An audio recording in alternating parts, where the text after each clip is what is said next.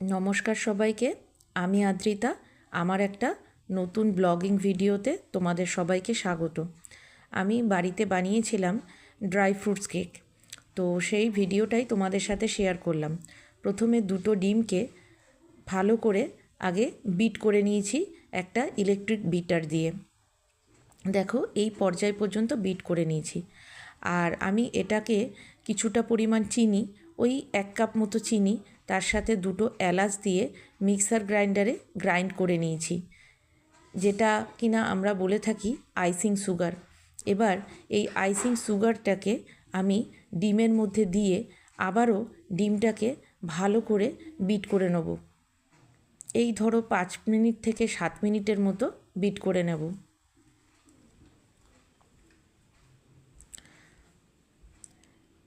যতটুকু sugar mixing বোলে লেগেছিল সেটা দুধ দিয়ে রিঞ্চ করে আমি এই ডিম আর সুগারের মিশ্রণটার মধ্যে ঢেলে দিয়ে এটাকে আবার বিট করে নিলাম।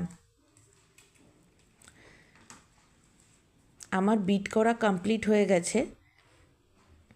এবার এর মধ্যে আমি দিয়ে দিলাম 1 কাপ পরিমাণ ময়দা,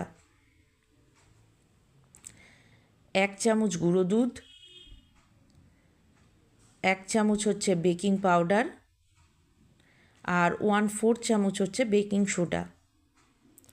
আর কিছুটা পরিমাণে গুড়কে আমি 1 চামচ জল দিয়ে একটু লিকুইড ফর্মেশনে করে রেখেছিলাম, এখানে সেটাও দিয়ে দেব। এই কেকটা তোমরা পুরোটাও গুড় দিয়ে করতে পারো বা পুরোটাও চিনি দিয়ে করতে পারো, সবটাই তোমাদের নিজেদের ইচ্ছার উপরে। বাট আমি এইভাবে গুড় আর চিনির মিশ্রণ দিয়ে করেছিলাম।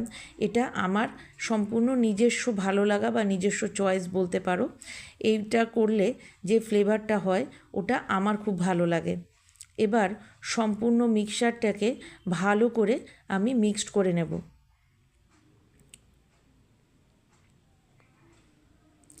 আমার কেকের ব্যাটারটা দেখো রেডি হয়ে গেছে।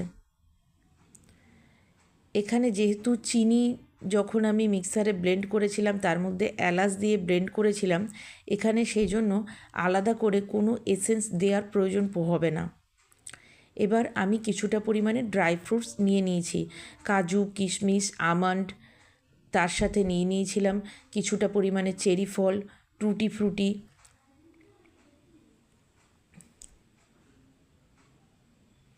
এই সমস্ত ড্রাই ফ্রুটসগুলোকে আমি এবার এই কেকের মিক্সচারটার মধ্যে দিয়ে ভালো করে মিক্সড করে নেব।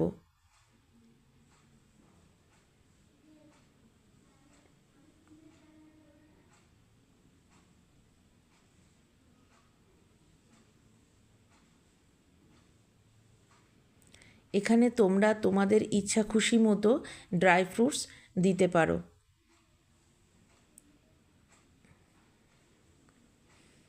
দেখো আমি ড্রাই ফ্রুটস দিয়ে ভালো করে কেকটাকে মিক্সড করে নিচ্ছি। কেকের মিক্সচারটা ঠিক এই রকম তৈরি হবে, একদম ফ্লুই একটা ব্যাটার। হ্যাঁ, মাঝখানে আমি এখানে তেল দিয়েছিলাম 3-4 চামচ মতো, ভিডিওর মধ্যে সেটা আমি দেখাতে পারিনি, বাট তোমরা অবশ্যই এটার মধ্যে কিন্তু তেলটা দেবে।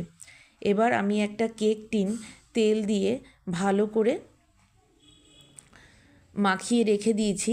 এবার কেকের ব্যাটারটাকে আমি এর মধ্যে ঢেলে দেবো। অন্যদিকে আমি আমার যে ওভেন আছে সেই ওভেনটাকে 180 ডিগ্রি টেম্পারেচারে 10 মিনিটের জন্য প্রি হিটে কিন্তু বসিয়ে রেখেছি।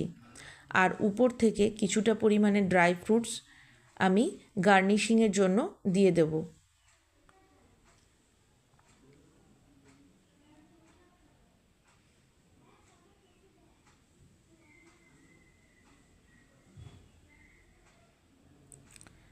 এবার আমি প্রিহিটেড ওভেনের ভিতরে কেকের ব্যাটারটাকে ঢুকিয়ে দেব এবং মিনিমাম এখানে আমার কেকটা তৈরি হতে 40 মিনিট থেকে 45 মিনিট সময় লাগবে।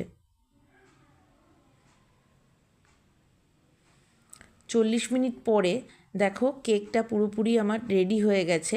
এবার একটা টুথপিক দিয়ে ভিতরটা পুরোপুরি বেক হয়েছে কিনা সেটা দেখে নেব।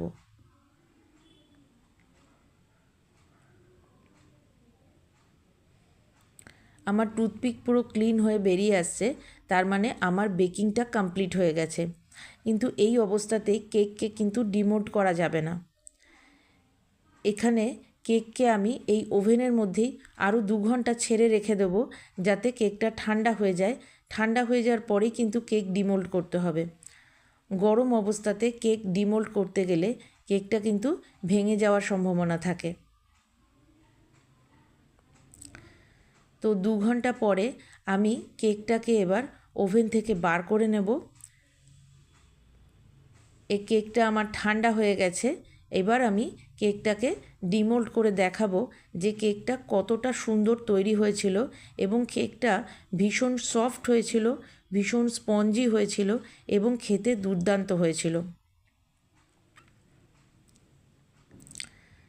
তোমরা এইভাবে খুব সহজেই বাড়িতে ড্রাই ফ্রুটস কেক তৈরি করে নিতে পারো এবং এটা তৈরি করতে খুব বেশি হলে 1 থেকে 1.5 ঘন্টা সময় লাগে।